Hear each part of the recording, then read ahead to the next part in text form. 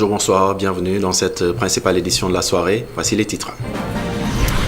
Deuxième journée d'investissement humain sur le lancement officiel a eu lieu donc ce matin à Saint-Louis, région située dans le nord du pays où les populations et le Premier ministre Ousmane Sonko étaient mobilisés pour s'attaquer à l'insalubrité.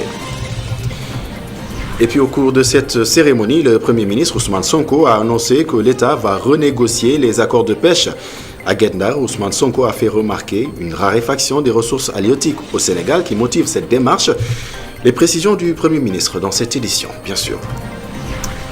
Je demande solennellement au président de la République de dissoudre l'Assemblée nationale dès le mois de septembre.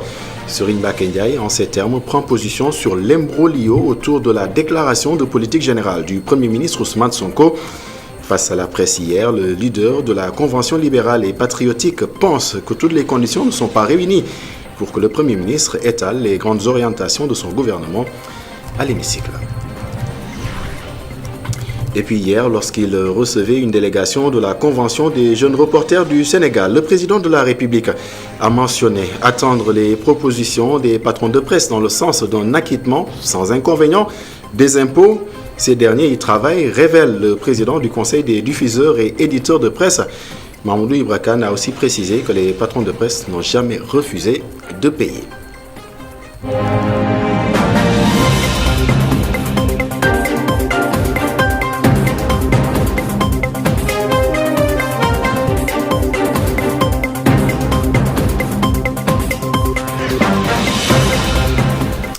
Bien le bonsoir. Le chef du gouvernement ne lâche pas les accords de pêche. Il annonce que l'État va ainsi les renégocier. Le Premier ministre insiste sur la raréfaction des ressources halieutiques au Sénégal, au grand dam des pêcheurs, suivant les précisions du Premier ministre Ousmane Sonko.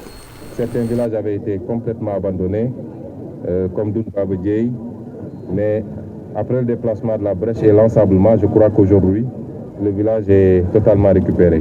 Et ce phénomène va continuer. Et en tant qu'État, c'est difficile de freiner les effets de la brèche, mais des solutions peuvent être envisagées pour accompagner les populations d'abord, mais pour voir comment anticiper sur l'ensablement et les digues, en espérant que ça aura une capacité pour freiner les effets secondaires de cette brèche.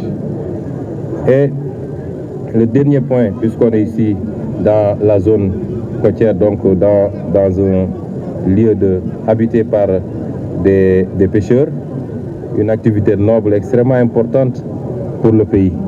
Vous savez que la pêche fait travailler à peu près plus de 700 000 Sénégalais.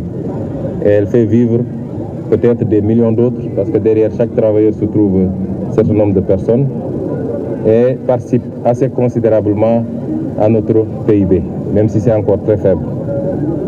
Et je voudrais rassurer les pêcheurs que nous avons comme préoccupation l'accès à la ressource halieutique.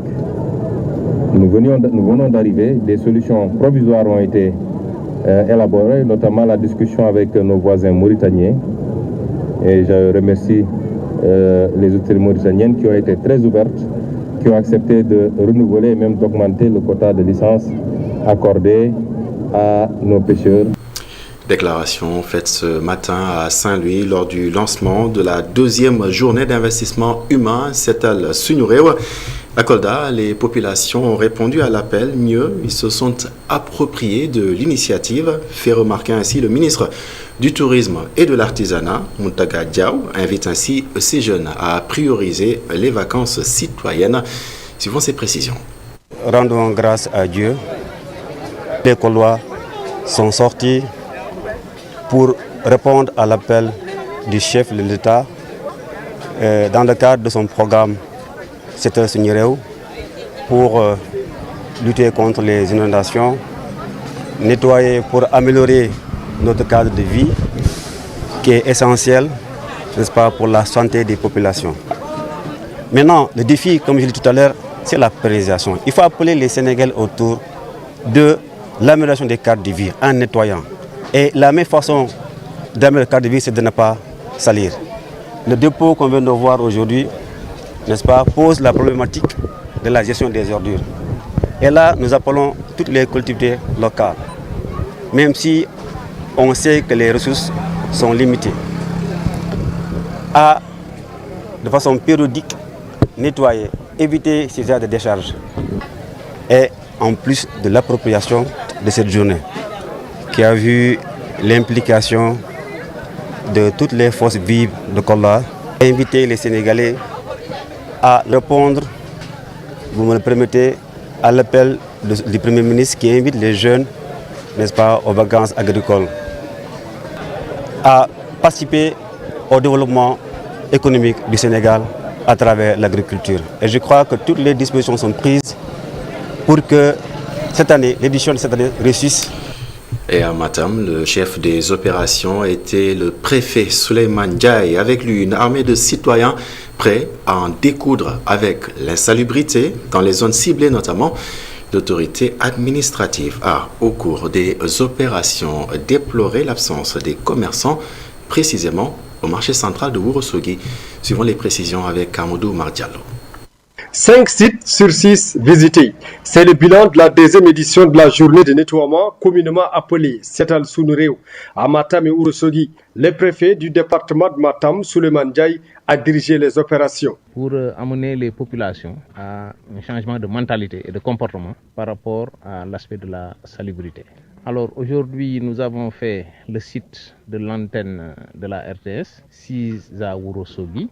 Et là, je voudrais appeler la collectivité, c'est-à-dire le maire de Ourossogui, à trouver un dépotoir régulier pour pouvoir permettre aux populations et aux sociétés de gestion des déchets de pouvoir déposer les ordres. Au marché central de Ourossogui, le préfet a lancé une pique aux commerçants et suggère. Au marché de Ourossogui. Et là, nous avons constaté que les commerçants n'ont pas participé. La prochaine fois, je suggère à ce qu'on ferme le marché et qu'on nettoie. Pour cette deuxième opération de nettoiement, l'absence physique des édiles de Matam et de Ourossogui a été notée. Des absences que l'autorité territoriale n'a pas manqué de déplorer. Dans le sud du pays, précisément à Tendouk, dans le département de Bignona, la deuxième journée d'investissement humain a eu lieu sous la houlette du directeur général de l'Agence sénégalaise de la reforestation et de la Grande Muraille Verte, Dr Sekouna Diatta, puisque c'est de lui qu'il s'agit. On a profité donc pour lancer un appel aux résidents des 6 communes du Blouf à ainsi mutualiser leurs efforts pour lutter contre les feux de brousse et la coupe de bois. Il est donc à rappeler que ces populations partagent ainsi la forêt classée de Tendouk, suivant les précisions du Dr Sekouna Diatta. Je dois également relever le caractère important de cette journée parce que nous sommes à Tendouk.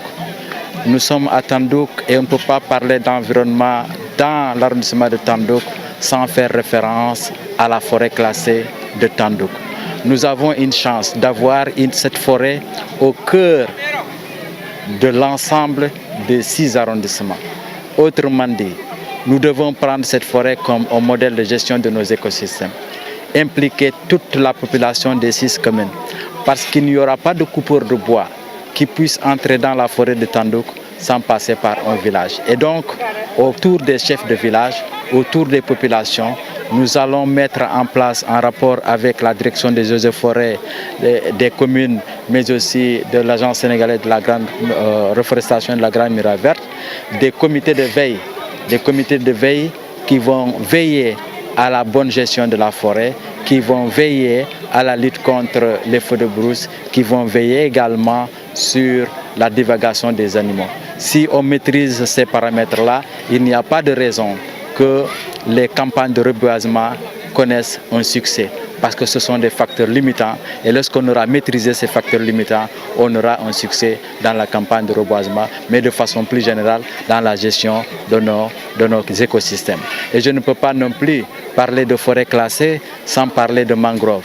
Nous sommes entre la mangrove et la forêt, et nous voulons vivre en harmonie entre ces 2 écosystèmes, et cela passe par une implication des populations, et je pense que le message est bien lancé. Je pense qu'au-delà des activités sportives et culturelles, les jeunes doivent s'impliquer davantage aujourd'hui dans la gestion de nos écosystèmes. Et je pense que nous allons vers une réorientation de nos politiques pour donner une dimension spéciale à l'environnement, parce que l'environnement nous fournit beaucoup de services écosystémiques. Et si on note une régression de ces écosystèmes-là, c'est le service écosystémique qui diminue. Politique à présent avec Serigne Mbacké Ndiaye qui n'y va pas par quatre chemins. Pour lui, il faut dissoudre l'Assemblée nationale.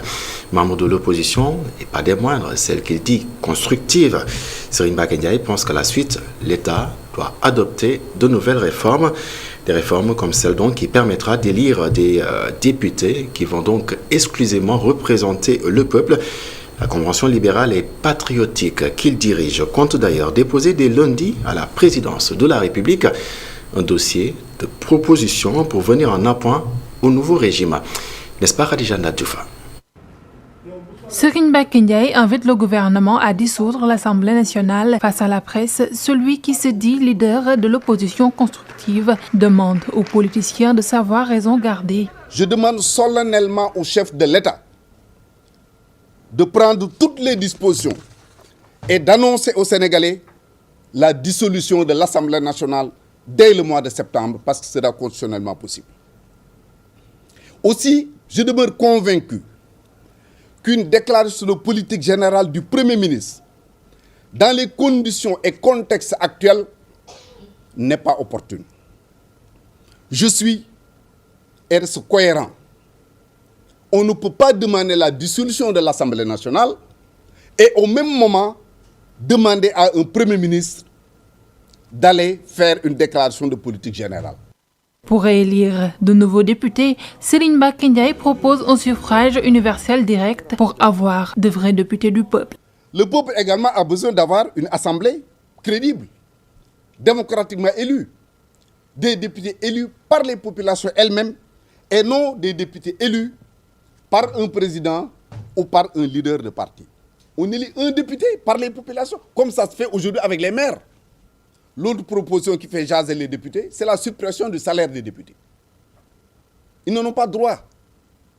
Il faut remplacer le salaire par des indemnités de session. Serigne Mbacké Ndiaye propose également la suppression des coalitions dans les élections législatives. Pour aller à des élections législatives, nous réitérons des propositions que nous avons toujours faites. Il faut que la classe politique ait le courage de combattre à visage découvert. On ne peut pas créer un parti politique et dire que je ne vais jamais à des élections. Nous avons près de 500 partis politiques au Sénégal. À chaque élection, c'est des coalitions qui se forment. Jean va trouver Paul, Marème va aller avec Demba, Aïda va aller avec Fatou. Pour quel résultat? Essayer d'avoir un poste de député à l'Assemblée nationale. Essayer d'avoir un poste de ministre. Essayer d'avoir un poste de président du conseil d'administration ou de directeur général. Il faut mettre un terme à ça. Il faut interdire systématiquement les coalitions en cas d'élection législative. Un parti qui n'ose pas aller à des élections n'a qu'à disparaître. Ce lundi à 12h, la Convention libérale et patriotique annonce qu'elle se rendra à la présidence de la République pour remettre en dossier une sorte de participation pour aider ce régime à réussir sa mission. Et puis la situation des entreprises au Sénégal intéresse également la convergence libérale et patriotique. Pour Serigne Mbacké Ndiaye, les difficultés notées ça et là sont dues principalement à ce qu'il nomme clairement comme du népotisme que le nouveau régime tente de briser aux grandes dames de certains travailleurs, suivant les précisions de Serigne Mbacké Ndiaye. Dans beaucoup de sociétés aujourd'hui, sur le port et tant d'autres, des contrats sont résiliés ou suspendus. Et pourtant, c'est des Sénégalais qui travaillent. Des jeunes, des femmes, des pères de famille, qui se retrouvent aujourd'hui au chômage. Uniquement parce qu'un régime a changé, un nouveau régime est venu. Et pourtant, ce sont des Sénégalais comme nous tous. Je demande solennellement au président de la République et à son premier ministre, Ousmane Sonko, de revoir cette question avec beaucoup de diligence. De laisser les gens qui ont des contrats, c'est un contrat à durée déterminée par exemple, laissez le contrat durer et continuer jusqu'à la fin. S'il faut le changer, on le change, il n'y a pas de problème. La deuxième question est relative à la presse. Aujourd'hui, nous le savons, toutes les maisons de presse ont des difficultés. Et pour beaucoup, leurs comptes sont bloqués. On bloque les comptes de la presse. Qu'est-ce que ça donne? Ça crée le chômage. Quoi qu'il en soit, le président de la République persiste pour dire son engagement à faire respecter la justice et l'équité fiscale au Sénégal. Des propos qu'il a tenus hier lorsqu'il recevait une délégation de la Convention des jeunes reporters du Sénégal. Bassirou Diomaye Diakhar Faye se dit quand même ouvert aux propositions des patrons de presse. Ces derniers travaillent d'ailleurs sur des suggestions pour venir à bout des problèmes que la presse rencontre, assure le président du Conseil des diffuseurs et éditeurs de presse. Par ailleurs, Mamadou Ibra Kane précise que les patrons de presse n'ont jamais refusé de payer les impôts, suivant ses précisions.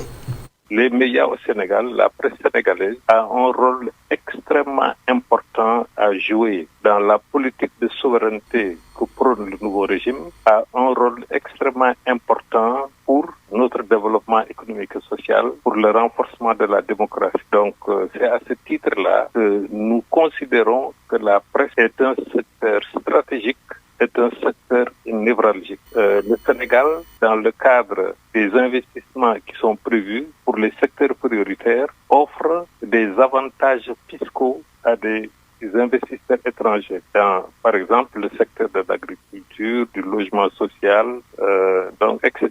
Donc, nous estimons que nous sommes un secteur névralgique, un secteur stratégique qui est fondamental pour une démocratie. C'est de ce point de vue-là que nous allons faire des propositions au président de la République pour donc juguler les problèmes de la presse. Dans le même temps, nous sommes quand même des entreprises de presse et nous payons nos impôts. Nous avons tout le temps payé nos impôts. Nous ne refusons pas de payer des impôts, mais nous estimons que, compte tenu de la crise générée par le Covid-19 et la guerre en Ukraine, la presse sénégalaise est quasiment en faillite. Et si on y prend garde, c'est la démocratie sénégalaise qui va en pâtir. Et puis éducation à présent, exceptionnellement, les inscriptions pour les examens du baccalauréat seront rouvertes dès la semaine prochaine. C'est le ministre de l'Enseignement supérieur, de la Recherche et de l'Innovation qui donne ainsi l'information. Dr Abdourahmane Diouf précise tout de même que cette session de 3 jours va ainsi concerner les candidats qui ont des difficultés avec leurs actes d'état civil. Par ailleurs, le ministre annonce que la commission de discipline va donc statuer très prochainement sur le cas des candidats qui n'ont donc pas respecté la mesure d'interdiction de détention de téléphone portable dans les centres d'examen. Suivons les précisions de Dr Abdourahmane Diouf. Le gouvernement, sur les instructions du Premier ministre et du Président de la République, a décidé de donner une deuxième chance à ceux qui n'avaient pas pu s'inscrire. On ne parle pas de ceux qui ont des faux extraits de naissance. On parle de ceux qui avaient des vrais problèmes d'état civil et qui les ont résolus.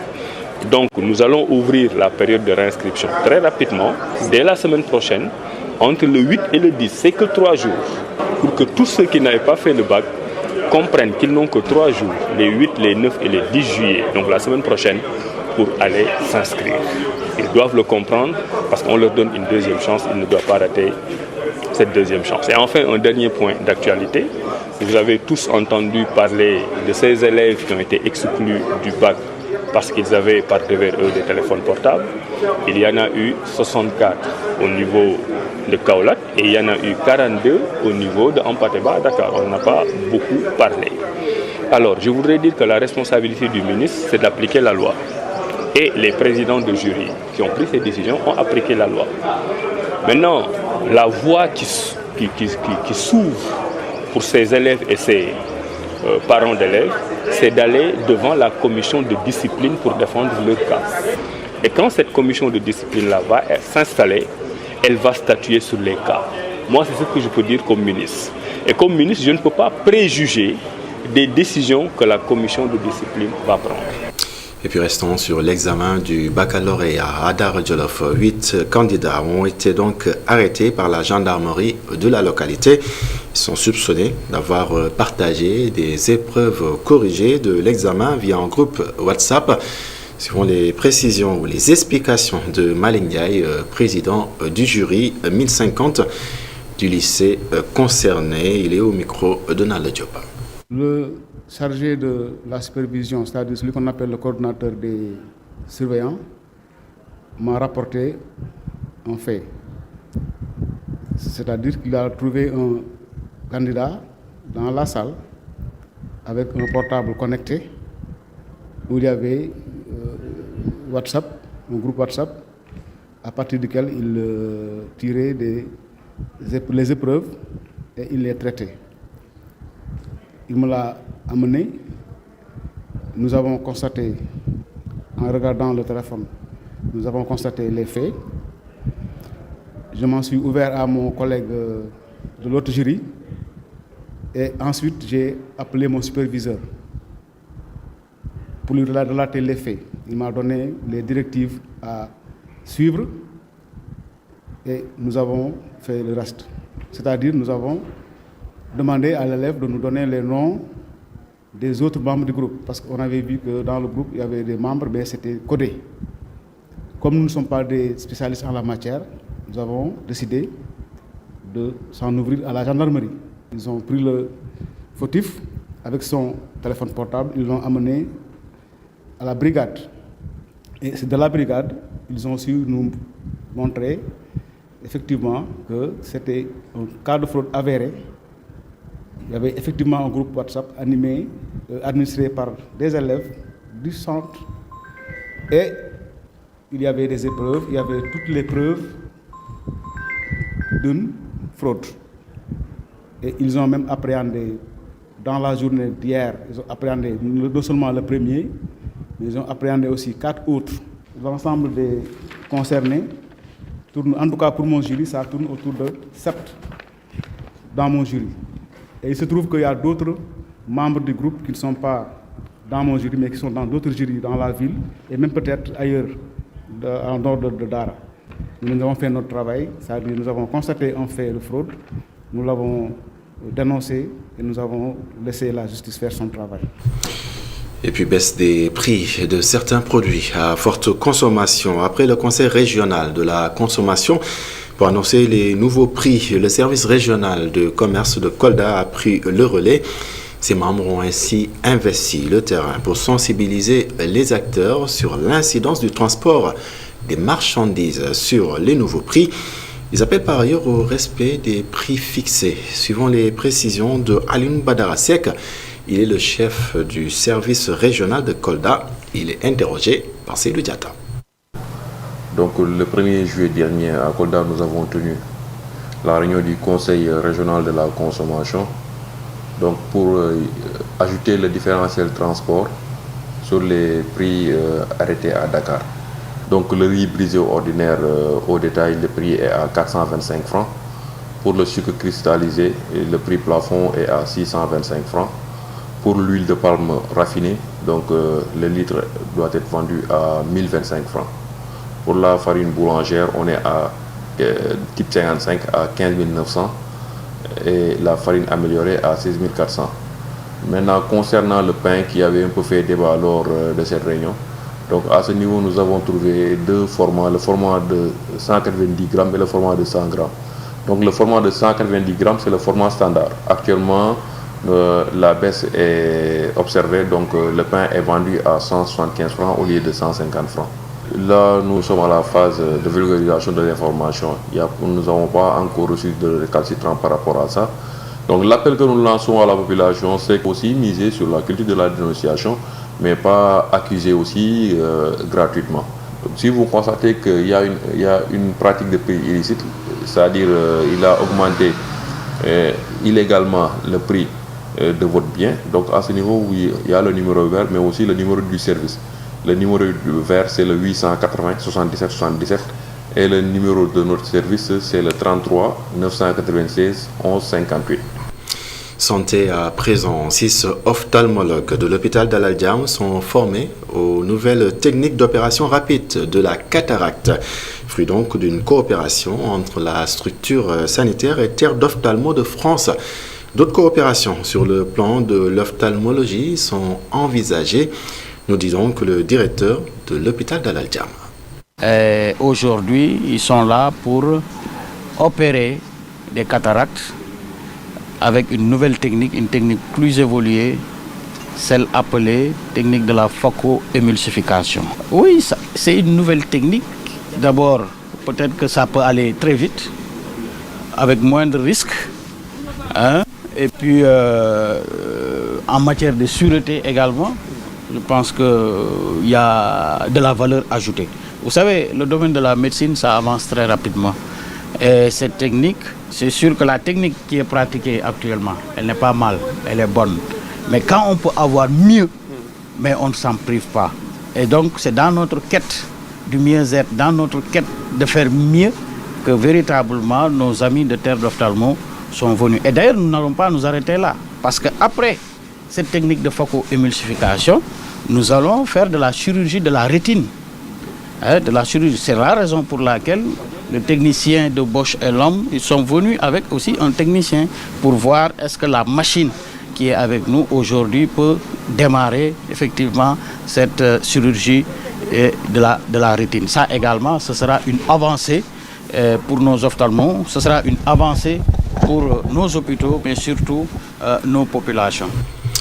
Et puis dans le cadre de la mise en œuvre de la zone de libre-échange africaine, le Conseil sénégalais des chargeurs tient à Saly un séminaire de formation pour surtout trouver des voies et moyens pour parvenir donc à ce marché continental, suivant les précisions avec Moutaga Khan et Momodouba. La ratification de la Convention internationale par les pays membres de l'Union africaine peut faciliter la mise sur pied de la ZLECAf. Que tous les pays puissent aller vers la ratification de cette convention et de manière qu'ensuite ils puissent transposer les dispositions internationales dans leurs droits au niveau national. Il serait intéressant que tous ces pays membres de l'Union africaine, que chacun de nous dispose également de son dispositif. La mise en œuvre de la ZLECAf est un gage de développement, mais aussi un moyen de réduire le chômage en Afrique. C'est un accord qui est extrêmement important dans la mesure où sa mise en œuvre permettrait d'agrandir le marché africain et de pouvoir réellement endiguer le chômage qu'on constate dans notre continent et également de pouvoir accroître considérablement notre développement et si on y met les moyens qu'il faut. Le cabotage régional pourrait être un atout majeur dans l'endiguement du chômage, la création d'emplois, mais aussi dans une manière très efficace et simple et surtout écologique d'acheminer du transport des marchandises et de permettre le transport du personnel. Et là, nous avons comme exemple le COSAMA qui joue déjà un rôle très important au niveau national. Et je pense qu'avec les nouvelles autorités, nous allons pouvoir encore donner plus de moyens au COSAMA pour qu'il puisse réussir sa mission. À en croire les organisateurs de cet atelier, avec une volonté politique avérée des autorités des pays africains, la mise en œuvre de la ZLECAf devra permettre de réduire les coûts de transport, d'améliorer les infrastructures routières et multimodales, entre autres. Un élément qui marque donc le point final de cette édition. Merci de l'avoir suivi. Excellente soirée, excellente suite des programmes sur la télévision d'ici et d'ailleurs.